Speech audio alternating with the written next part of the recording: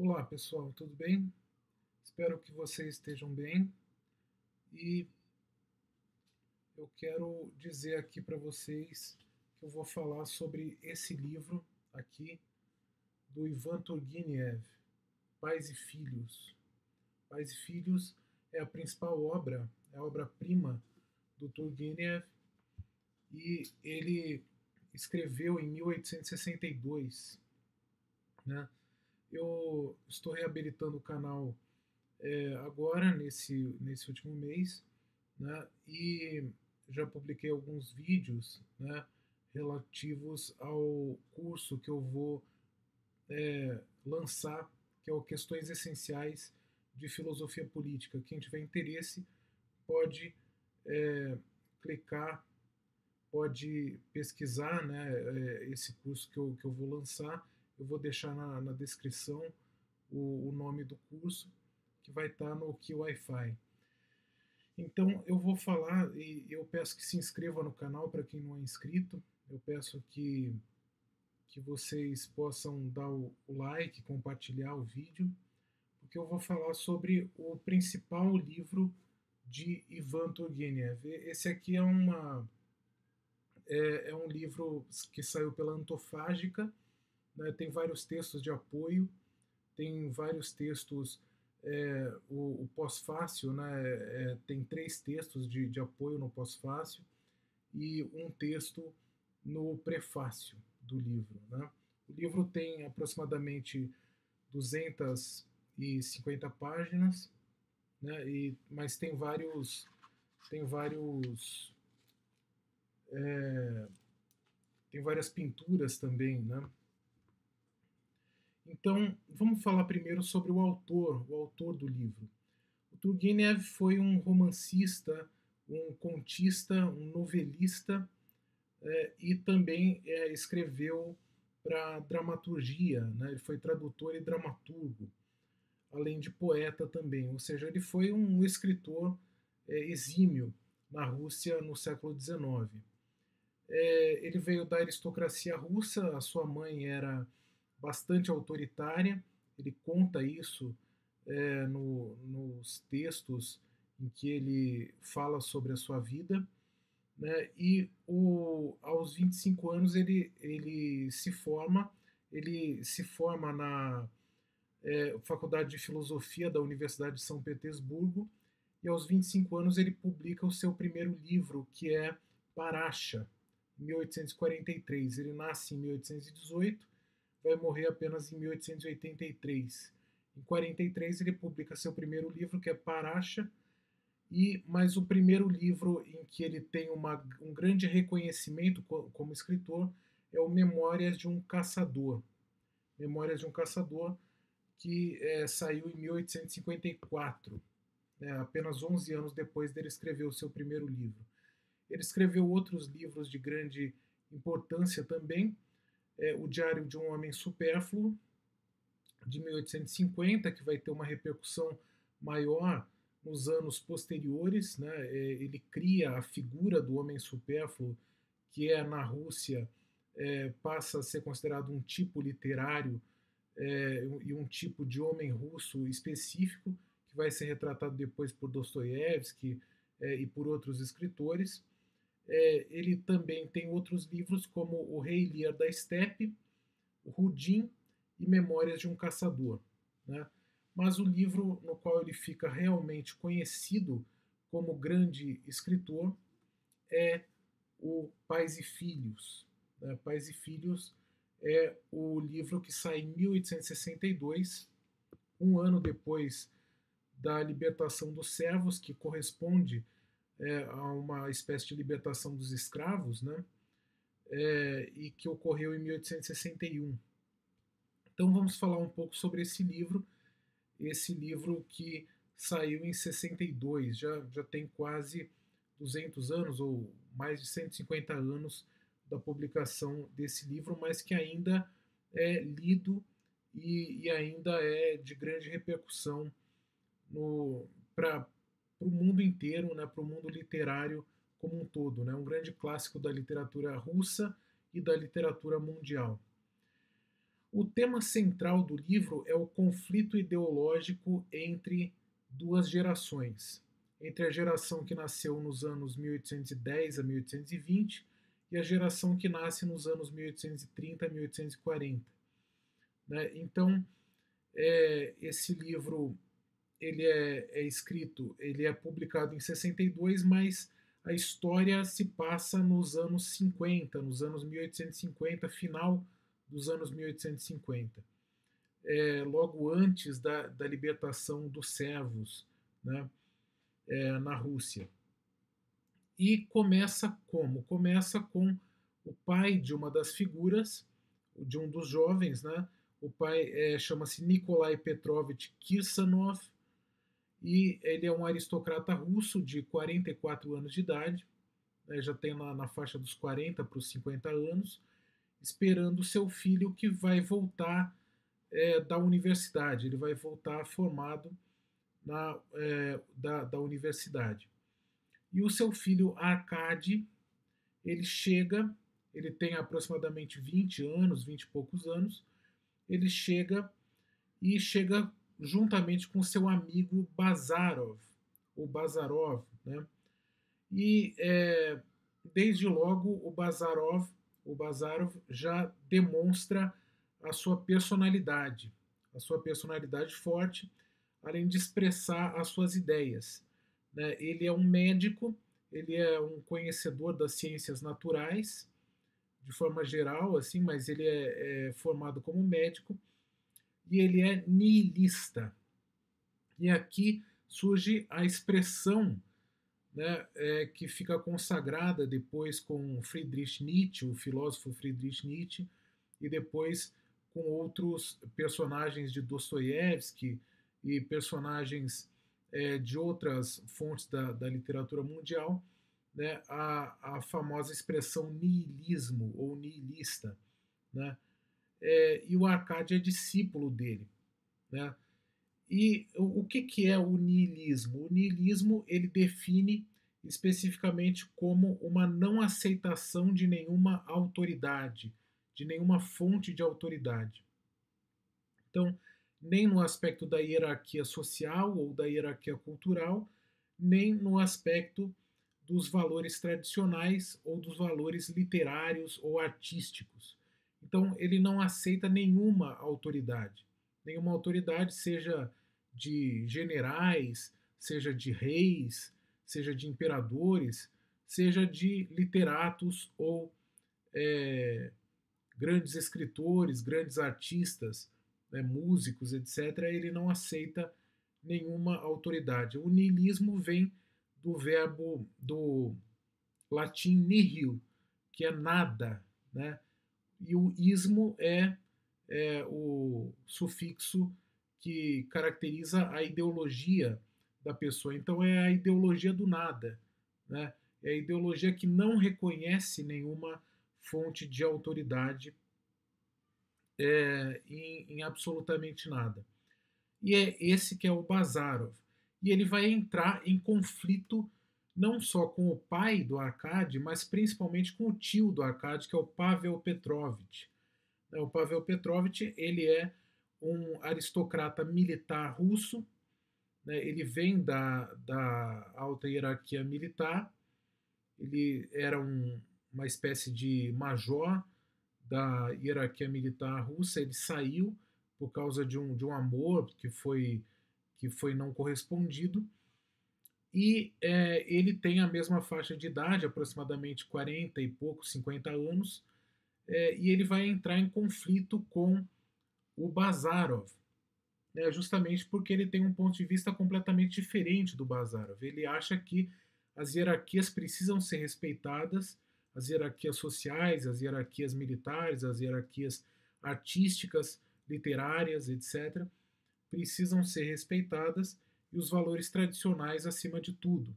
Os valores tradicionais, os valores do povo, precisam ser respeitados. Eles vão entrar em conflito muito grande, né, durante a obra, e justamente um conflito verbal, né, que chega quase às vias de fato. Né? especificamente entre os dois.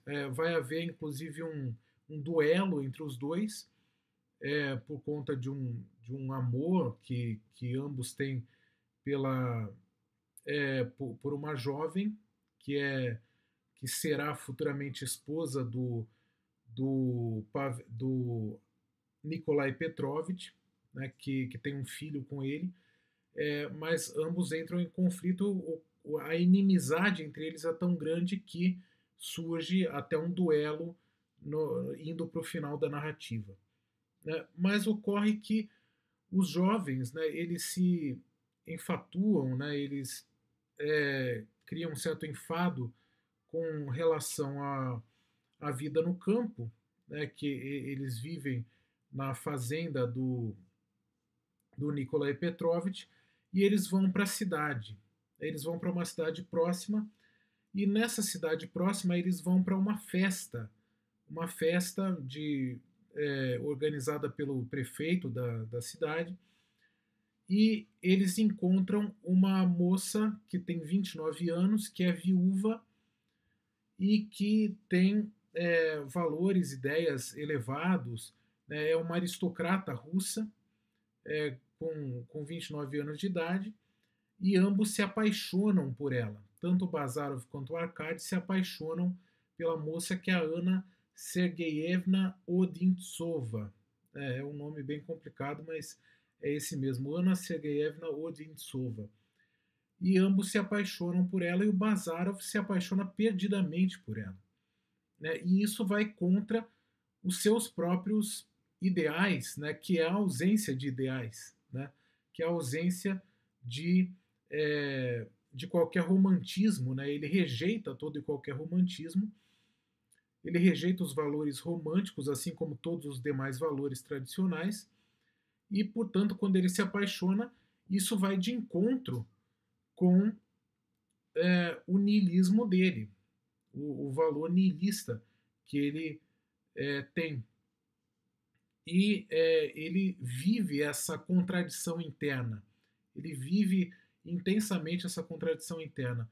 Ele chega a se declarar para Ana, né, mas ela não aceita como namorado ou futuro esposo. Ela não aceita um relacionamento romântico com ele, né? Então ele se decepciona, ela só aceita uma amizade com ele, ele se decepciona e percebe que ela não a ama, né? Ela vai se apaixonar depois pelo Arkady, só que o Arkady vai aos poucos se apaixonando pela irmã da Ana, que é a Katia, a irmã mais nova da Ana. Então ele vai se casar, o Arkady se casa no fim da narrativa com a Katia, e a Ana permanece viúva, só que o Bazarov não já se decepciona com essa relação, ele não vai tentar mais nada, né? E ele volta para a fazenda dos pais, ele volta para o sítio, né? Uma pequena propriedade que os pais têm. Os pais são mais pobres, né? Os pais do Bazarov são mais pobres do que os do Arkady. Ele volta para a propriedade dos pais, que tem alguns poucos servos, e ele começa a exercer a profissão de médico, o Bazarov, né? E num desses exercícios da profissão de médico, ele vai procurar curar um doente, um mujik, né? É um servo que foi acometido por uma doença muito grave. Esse mujik vai morrer. Só que nesse processo de tentativa de cura, ele se infecciona, o Bazarov se infecciona. Ele adquire uma infecção muito grave, ele se corta e adquire uma infecção muito grave, e dessa infecção surge uma doença, e ele vai morrer dessa doença. Antes de morrer, ele se encontra com a Ana, ele se encontra novamente com a Ana, porque ele pede para o pai avisar a ela, né? E ele se encontra novamente com ela para se despedir, né? Então é um momento bastante controverso da narrativa, porque ele busca se manter nihilista até o final, e ele mantém essa convicção nihilista até o final, mas ao mesmo tempo com essa pretensão romântica, por assim dizer, né? com, essa, com esse sentimento romântico que permanece também até o final. No fim, antes dele morrer, ele tem o contato com o sacramento da extrema unção, né? A unção dos enfermos, né? Ou a extrema unção, e ele tem um susto quando ele recebe, né? Já meio inconsciente, né? Ele já não está totalmente consciente, ele toma um susto quando ele recebe o sacramento e logo depois ele morre, algumas horas depois. E os pais dele, que eram extremamente afetivos com relação a ele, extremamente amorosos com ele, tanto ao pai quanto à mãe, né? Eles terminam a narrativa já no finalzinho, na última página do livro, eles terminam a narrativa visitando o túmulo do filho alguns anos depois, né, do acontecimento, já bem velhos, eles visitam o túmulo do filho, já chorando pela morte dele até o fim das suas vidas, né? Então, isso mostra essa narrativa, né, do Pais e Filhos, do Ivan Turgenev, mostra o conflito intergeracional que ocorreu, de fato, na Rússia dos anos 1860, 1850, 60. Já surge esse conflito intergeracional entre a geração dos anos que nasceu nos anos 10 e 20 com a geração que nasceu nos anos 30, 40, né? Que vai ser a geração dos primeiros radicais, né? Então, a publicação desse livro ocorreu em 1862, que foi um ano depois da libertação dos servos na Rússia, e ocorreu, infelizmente, depois de um ataque dos radicais nihilistas, um ataque criminoso que eles fizeram na Rússia naquele período.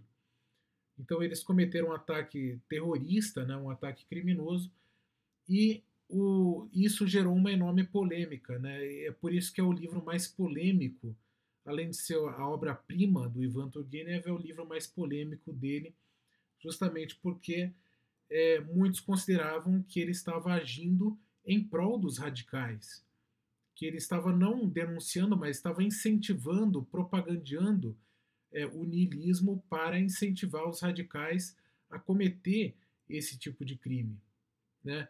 E os jovens liam esse livro com o intuito de se imbuir desses valores para cometer esse tipo de crime. É o que denunciavam, né, para Turgenev. Porém, a obra ela apenas retrata a ebulição, ela apenas é um retrato da ebulição ideológica e da ebulição política na Rússia naquele período, né, que ela vai receber justamente os valores ideológicos do Ocidente naquele período, né, que vinham da França, que vinham principalmente da França e da Europa Ocidental, né, também da Inglaterra, né, com as obras do Karl Marx também, que publicava na Inglaterra, e essa nova geração acaba trazendo uma ebulição de valores nihilistas e de valores socialistas, de valores radicais, que vão ser o motor do movimento revolucionário no país, que vai dar origem, por fim, à Revolução de 1917, a Revolução Russa, no 1º de fevereiro e depois de outubro de 17, que vai dar origem ao marxismo, ao socialismo no país, né, ao bolchevismo no país, que vai durar até 1991. Então, isso mostra, né, o quanto é verdade a frase do Hugo von Hofmannsthal, né, que o professor Olavo tanto mencionava, que tudo aquilo que está na realidade de um país, na realidade social, política e cultural de um país, antes esteve presente na alta literatura, né? E esse é um exemplo de alta literatura. Pais e Filhos, do Ivan Turgenev, é um exemplo de alta literatura porque ele prevê de certa forma, ele dá o que já estava em germe na vida social, política e cultural do país. Né? O que estava em germe era o niilismo, era o pensamento radical da nova geração, que entrava em conflito com a geração anterior, mais conservadora, mais tradicional, e é justamente daí que vai surgir outros tipos de pensamento radical que dará origem à Revolução Russa de 1917. Tá? Eu quero apresentar esse livro para vocês e espero que possa favorecê-los a ler, né, apesar de eu ter dado spoiler, né, mas spoiler de livro clássico na verdade não existe, né? Isso não evita que vocês possam ler esse livro, que é de um valor literário imenso, né? Não importa que vocês conheçam a história, né? O importante é a leitura do livro vai trazer inúmeras reflexões para vocês, né? Não retira o valor da própria leitura. Então é isso, espero que vocês possam ter refletido a respeito disso e na próxima semana eu vou procurar publicar um novo vídeo no canal. Até a próxima. Tchau, tchau.